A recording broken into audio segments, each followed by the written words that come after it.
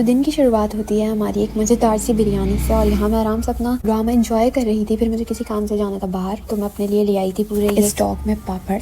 और ये काफ़ी अरसे बाद खा रही हूँ मैं ये वाले पापड़। तो मैं बहुत सारे ले आई थी, सारे अलग अलग, जो मैं अपने बचपन में खाया करती थी। लेकिन ये वीडियो मेरे पापा तक ना पहुँचे तो ज़्यादा बेहतर है, क्योंकि वो सख्ती से मना करते हैं वाले पापड़ मत खाया करो, क्योंकि खाने से मेरे हलक में छाले निकल जाए। लेकिन मैं तो प्रो लेवल की ढीठ हूँ, मैं फिर भी बहुत सारे अपने उठा के ले आई और छुपा के रख भी दिया। और मैं आइसक्रीम भी लाई। हम सो गए। फिर जब सुबह उठे तो दिन के टाइम ये मौसम कुछ इतना ख़तरनाक हो गया था। उस टाइम तक तो बहुत प्यारा मौसम लग रहा था, लेकिन जो इस मौसम ने मेरे घर की रेड़ लगाई है, लिटरली कि मैं रो रही थी इस मौसम को देख के, क्योंकि ऐसा लग रहा था शीशा टूट जाएगा, और शीशा चटक चुका था पूरा।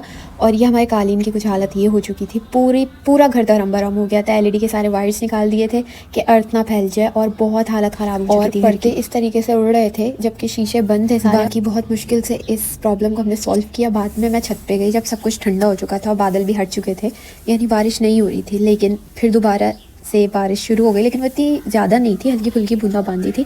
फिर मौसम थोड़ा चेंज हुआ, फिर बारिश शुरू हो गई। पता नहीं क्या चल रहा था पूरा दिन ये।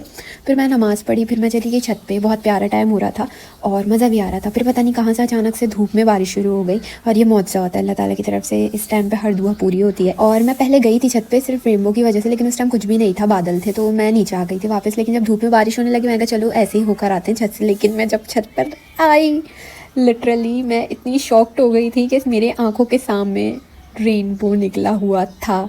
और इसका मैं इंतज़ार कब से कर रही थी कि इतनी तूफ़ानी बारिश के बाद रेनबो नहीं निकला, ऐसा कैसे हो सकता है। और ये कभी कभी होता है, हमेशा नहीं होता है। सुभान अल्लाह, माशाल्लाह, ये कितना प्यारा था। बेशक तुम अपने रब की कौन कौन सी नेमतों को झुठलाओगे। और एक दिन में मौसम पता नहीं कितने रंग का हुआ, मुझे तो ठीक से याद भी नहीं है। बहुत स्ट्रगल पूरे दिन करने के बाद को हमने खाए आलू के पराठे, और जब हम सो गए थे तो मौसम फिर से कुछ इस तरीके का हो गया था। और जब मैं सोने के लिए लेटी थी ना, तो मुझे उस वक्त ही ना बिजली चमकती हुई दिख गई थी, और उसका साउंड कुछ ऐसा। आज के लिए इतना ही, कल फिर आइएगा।